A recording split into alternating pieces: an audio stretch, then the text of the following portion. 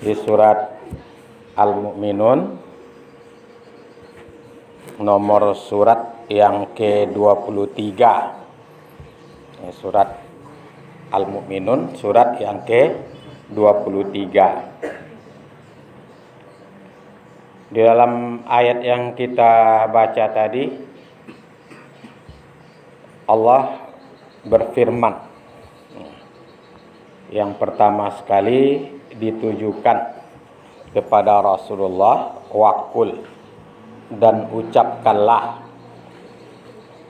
Jadi Nabi disuruh untuk mengucapkan. Bagi umat Nabi Muhammad, laqad kana lakum fi rasulillahi uswatun hasanah. Nabi disuruh kita mencontoh. Ya, Nabi yang menyuruh, disuruh oleh Allah kita mencontoh perbuatan Nabi. Apa yang diucapkan? Rabbi a'udzubika min hamazatis syayatin. Rabbi, wahai Tuhanku, a'udzubika, aku berlindung kepadamu, min hamazatis syayatin, dari segala bisikan setan. Allah mewajarkan dan memerintahkan ke Rasulnya doa khusus untuk diucapkan, Rabbi a'udzubika min hamazatis syayatin. Wahai Tuhanku, aku berlindung kepada Engkau, kepadamu, dari bisikan-bisikan setan. Allah menyebut bisikan setan. Ini menyangkut kondisi kejiwaan kita sebagai manusia. Kita ini terdiri dari jasad dan roh. Kalau tubuh kita ini ya yang tak kasat mata ini yang tampak. Tetapi di dalam tubuh kita manusia ini ada roh dengan segala tabiat-tabiatnya, keinginan-keinginannya. Pada roh itu ada keinginan-keinginan, ada syahwat, keinginan-keinginan, ada amarah, dan seterusnya. Kalau tubuh kita ini berasal dari apa tubuh kita? Pada asalnya, kalau dulu nenek moyang kita Adam mintin dari saripati tanah. Ada bahaya-bahaya yang menyangkut tubuh kita.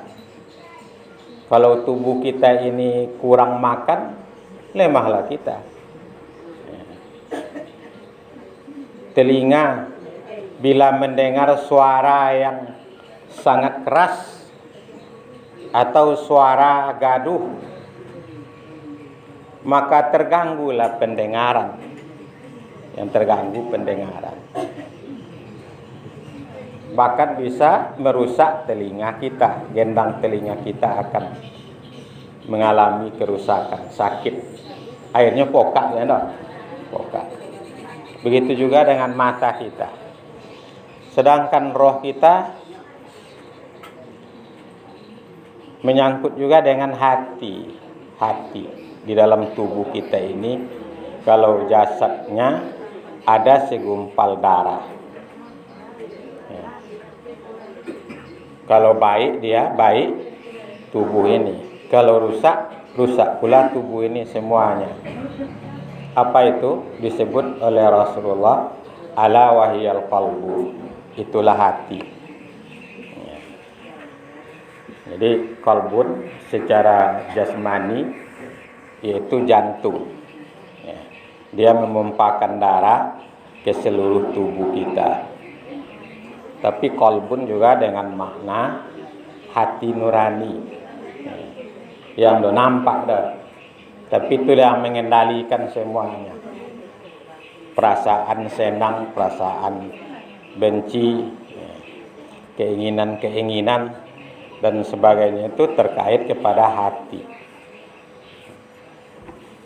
Dalam pada itu bahaya yang kita hadapi di alam rohani kita adalah setan. Sederhana saja, setan. Sifat setan itu apa Ibu? Dalam surat Al-Nas Allah menyebut alladzi yuwaswisu fi sudurin nas minal jinnati wan nas. Alladzi yuwaswisu, yang mendatangkan waswas. Apa arti waswas itu? Waswas adalah dorongan-dorongan yang secara kejiwaan disebut dalam psikologi, ya, namanya sugesti, bisikan-bisikan yang mendorong. Allazi waswisu fi sudurin nas, ya, waswas yang mendorong kepada yang tidak baik, ya, itu namanya waswas. Kalau ilham, apa itu ilham? Sugesti, dorongan yang mendorong kepada kebajikan, ya.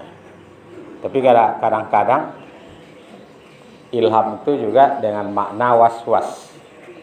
Fa'alhamaha fujuraha wa taqwaha. Sugesti-sugesti, dorongan-dorongan dalam hati. Dia datang tanpa diundang. Dia ada semenjak manusia ada di bumi ini. Setiap orang bila lahir diiringi dengan adanya setan. Engkau wahai Rasulullah, ya aku ya juga, kata Rasulullah. Tapi aku mampu untuk menundukkan setan. Jadi dalam hidup itu, bila kita ingin berbuat baik, ada waswas. Mula-mula ada keinginan ikhlas karena mengharapkan ridha Allah. Tanpa diundang, datang saja bisikan setan. Tanpa diundang, datang. Ya. Kalau kami dan ustaz mengaji-ngaji, mencari ibu tambah banyak, tambah semangat. Itu namanya. Sebelumnya ikhlas menyampaikan kaji. Ya, timbul semangat saya ngaji gitu. Itu tanpa diundang. Akhirnya semangat melencenglah dari tujuan yang baik tadi. Limardatillah, mengharapkan ridha Allah. Ya, karena ada waswas yang datang di tengah jalan, timbullah hendak pamer dari diri saya. Dari pamer akhirnya bisikan yang lain lagi. Ada hal yang mengganjal dalam hati saya kepada ibu-ibu salah seorang. Kalau tadi sebelumnya mengharapkan ridha Allah, datang was-was melihat ibu-ibu banyak dalam pengajian, timbul rasa pamer. Datang lagi was-was berikutnya. Ini kesempatan untuk membayar orang. Akhirnya menyindir-nyindir yang tujuannya untuk menyakiti orang. Itu namanya was-was. Begitu juga dalam amal ibadah yang lain. Kenapa kita sebut kalau di alam nyata amal ibadah itu ndak obahnya ibu-ibu. Bagaikan kita menanam padi. Amal ibadah bentuk kita menanam padi. Kok padi Ustaz? Ya. Saya ini dunia pertanian ibu-ibu. Jadi untuk suatu perumpamaan itu lebih banyak di dunia yang kita geluti. Saya sebagai petani yang dahulunya menanam padi juga, tanaman-tanaman yang lain. Ya. Jadi amal ibadah itu kalau kami petani dah obahnya bagai menanam padi. Ada ibu-ibu yang petani sih kah? Ya. Bagaimana menanam padi, ibu-ibu? Sebelum bertanam kita akan membersihkan lahan dulu. bersihkan lahannya. Kalau padi ladang di tempat yang kering, le langsung jawab bertanam tuh di rumput-rumput yang ada tuh. Kalau kami petani enggak, disemprot dulu. Kalau kini kan semprot. Dulu main apa namanya? Dibabat dulu. Dibabat. Sudah dibabat, dikumpulkan pula sampah-sampah yang ada. Sudah dikumpulkan sampah-sampah yang ada, dibakar. Sudah dibakar, dibiarkan dulu sekian lama sehingga tampaklah tumbuh rumput-rumput yang baru, disemprot lagi. Lawapo tuh nan kita kerajokan. Mulai dari membabat, mengumpulkan rumput, membakarnya, dibersihkan, ditunggu pula oleh agak sekian, kadang-kadang lebih dari seminggu, tumbuh rumput dulu, disemprot pula sehingga bersihlah lahan itu. Sekarang tiba masanya bertanam padi. Tiba nanam padi. Le ada nampak dari ibu-ibu nem soto nanam padi, uyang menanam rumput, jo padi, enggak ada ditanam. Yang kita tanam adalah padi. Padi itu ibarat amal ibadah yang kita jalankan. Tapi sekian lama berlalu, tadi lahan dengan padinya bersih, tanpa diminta, tumbuh saja itu rumput. Ya betul. Kan tumbuh aja. Apakah kita akan mencela rumput? Tidak ada. Sebab ini ada hikmah.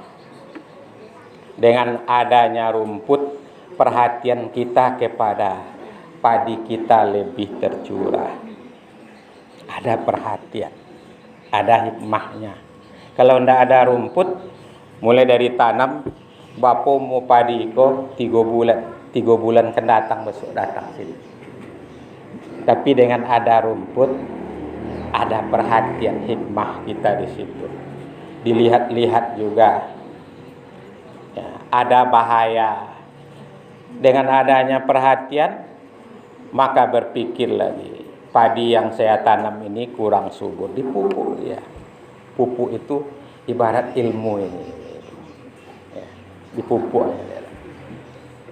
ya kan betul. Apa maksud kita di sini? Dalam amal ibadah kita ada banyak yang merusak, antara lain kehadiran setan. Kehadiran setan yang sifatnya alladzi yuwaswisu fi sudurin nas, yang mendatangkan was-was di dalam hati manusia. Allah itu memperkenalkan dirinya kepada hambanya. Allah itu Al-Qahhar, yang maha pemaksa, tidak ada yang bisa, yang maha perkasa, Al-Jabbar. Tapi nama Allah itu tidak sebanyak yang disebut, yaitu sebagai pembuka setiap surat dari Al-Quran. Setiap surat itu ditempatkan oleh Rasulullah pembukanya kalimat Bismillahirrahmanirrahim, dengan menyebut nama Allah Ar-Rahman, Maha Pengasih, Ar-Rahim, Maha Penyayang.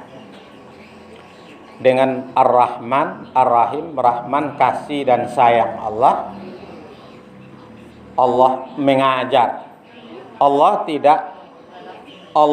tidak menghancurkan setan, terutama nenek moyang setan, iblis laknatullah. Allah telah berjanji, ya, Allah itu mengabulkan keinginan hambanya, baik hambanya itu yang beriman maupun hambanya yang durhaka. Iblis saja doanya dikabulkan oleh Allah, permintaan dalam batas yang tertentu. Boleh awak yang beriman lah. Jadi jangan putus asa dalam doa dah. Apa yang diminta di iblis kepada Allah? Wahai Tuhanku,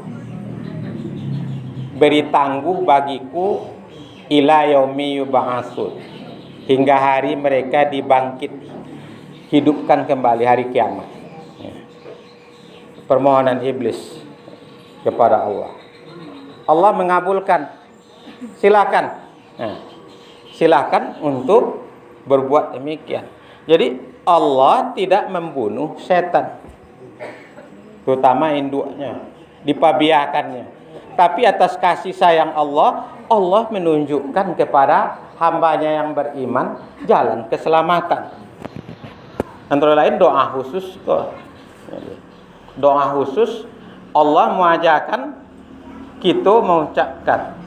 Tentu saja dalam hal ini karena Allah yang mengajarkan, kita yakin dengan mengucapkan doa ini Allah akan melindungi kita dari setan. Apa tadi bunyinya?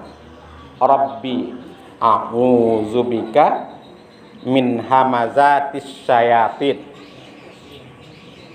Wahai Tuhanku, aku berlindung kepada Engkau dari bisikan setan. Bahkan sebelum ayat ini juga Allah tegaskan, terutama dalam amal-amal yang bermutu tinggi, berlindung kepada Allah dari godaan setan. Kalau membaca Quran, Ibu, mana yang didahulukan? Baca bismillah atau a'udzubillah?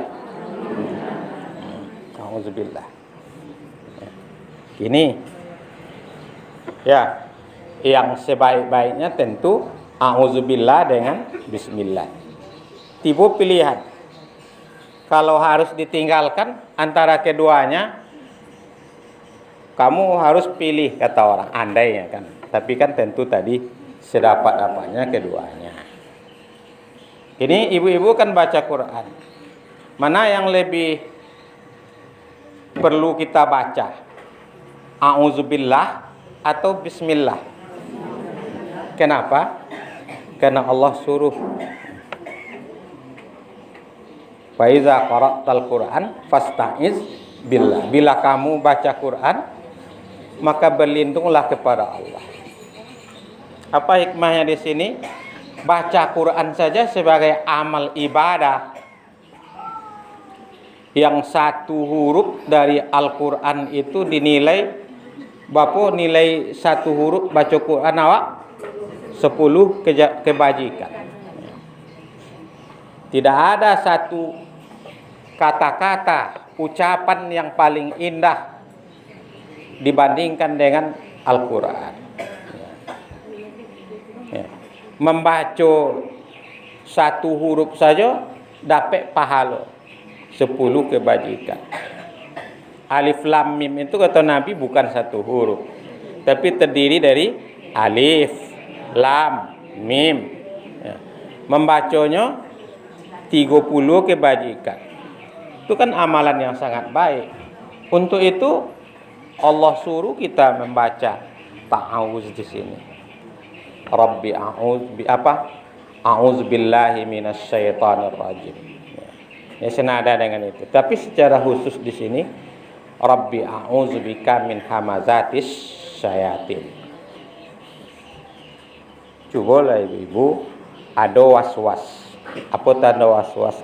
Rasa gelisah, rasa dendam yang tidak terkendali, rasa sedih yang di luar kewajaran, penilaian-penilaian yang tak wajar dalam hidup kita alami, rasa cemas dan rasa takut menyerang dalam hati kita.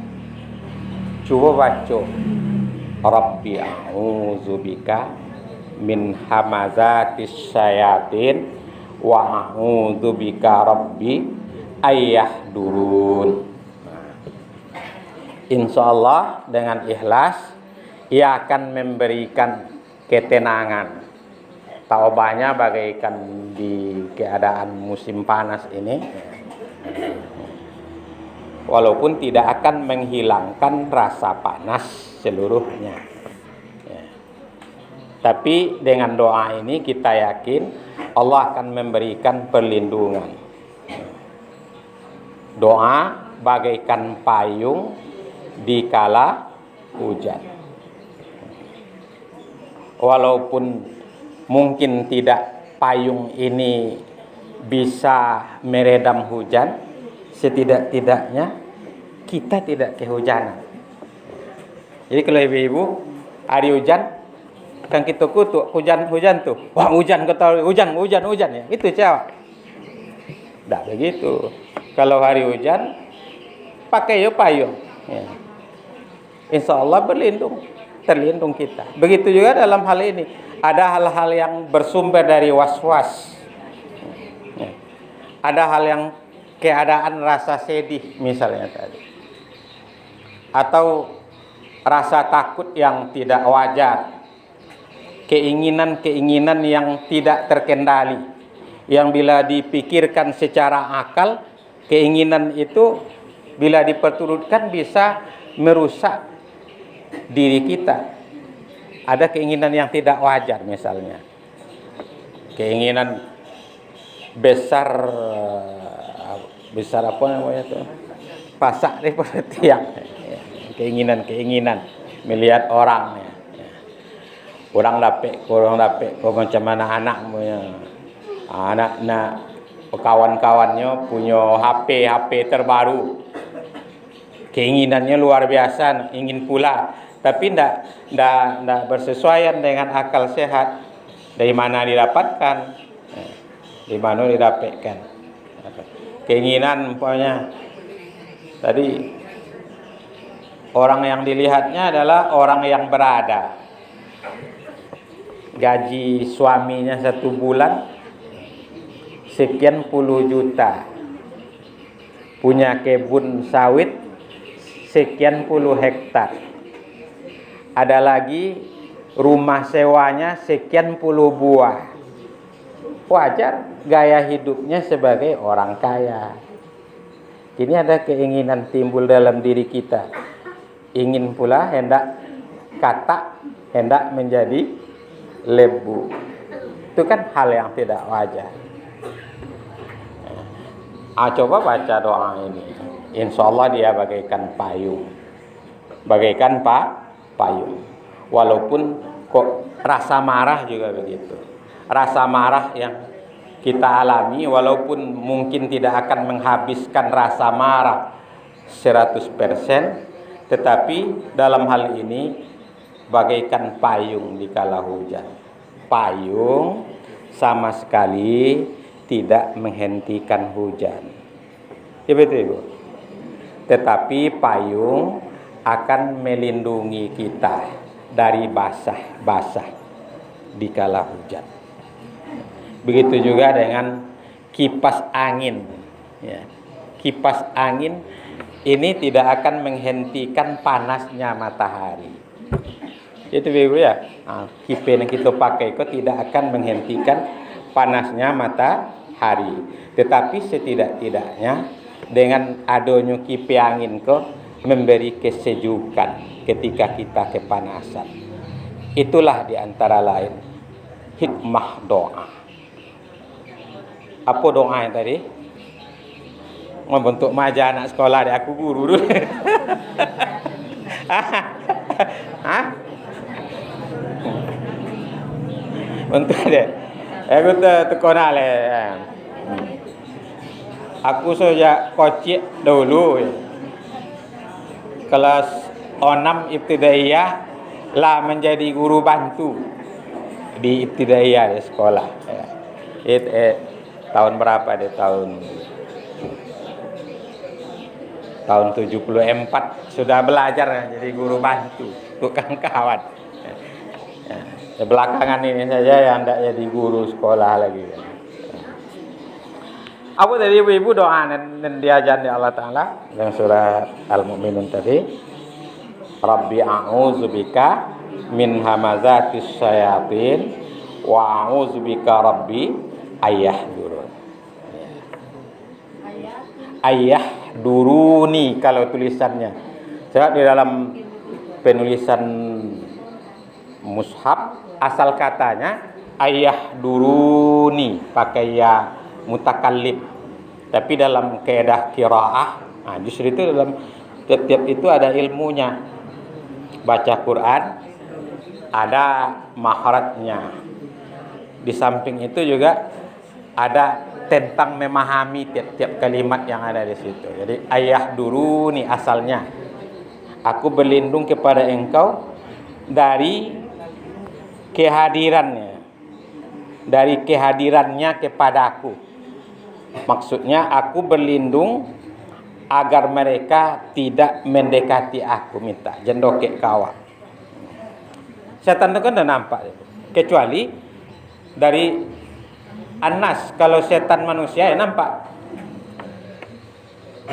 Allazi waswisu fi sudurin nas minal jinnati wan nas. Jadi setan itu ada dari bangsa jin, ada dari manusia. Yang kita maksud itu nampak kok jin dari bado bangsa jin tuh. Setan dari bangsa jin. Kan udah nampak ya, Ibu. Ya. Untuk melawannya kekuatan ruhani. Kita kok ada punya kekuatan. Ini aku angket kok. Jo apa aku angket?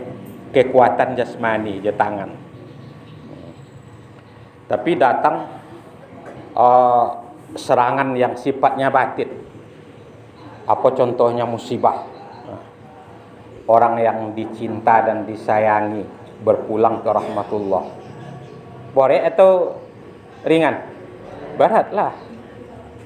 Tapi duduk yang nampak kucingnya duduk nya kolak duduk tu. Mana borek? Kemana boreknya? Ke batin, ke hati. Ya. Untuk menghadapi musibah itu perlu kekuatan batin. Apa tadi? Kekuatan sabar. Sabar. Ya. Doa tadi, Rabbi a'udzubika min hamazatis syayatin wa a'udzubika rabbi ayahdurun. Ya. Di antara fungsinya doa itu antara lain, apa fungsi doa tadi antara lain, Ibu? Bagaikan payung ketika hujan. Bagaimana payung tuh? Payung tidak menghentikan hujan, tapi dia itu akan memberikan perlindungan bagi kita. Atau bagaikan AC, kipas angin. Ketika kita kepanasan, kipas angin ini tidak akan menghentikan panasnya matahari, tapi dia akan memberikan kesejukan.